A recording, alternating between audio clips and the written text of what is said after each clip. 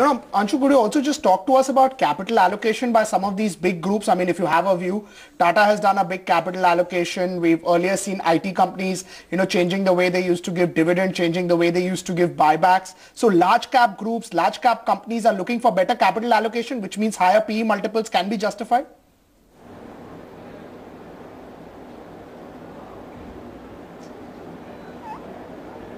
Each situation is different. The Tata Group has come into the market and invested in, one of the largest companies to shore up their own shareholding in that company.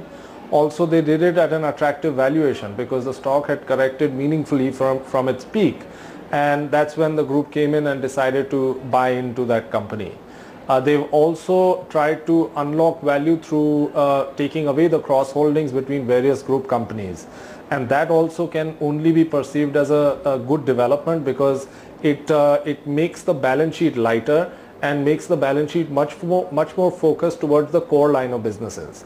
So even on that count, it's a favorable development. As regards the IT companies, IT services companies, and what you mentioned regarding them, the buyback could be seen in two perspectives. One is that these companies have accumulated cash over a really long period of time and they're finding it difficult now to actually deploy that cash in their business because IT services, as we all know, are facing headwinds in the business that they operate in, and so they're giving this money back to shareholders. It is somewhat a belated development. It should have happened earlier, to my humble assessment, but I think that it's only good that it is happening just now.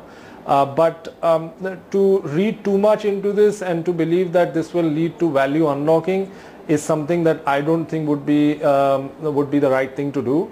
For that to happen, the business models will have to become much more relevant than they are today.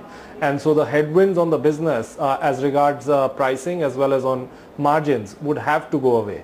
I don't see that happening in the IT services space. I see that the business model is shifting from services to automated businesses, and whoever does that transition and does it well, that company will actually reap rewards as regards their value getting unlocked. But other than that, I don't see a buyback leading to consistent value unlocking in any of these names.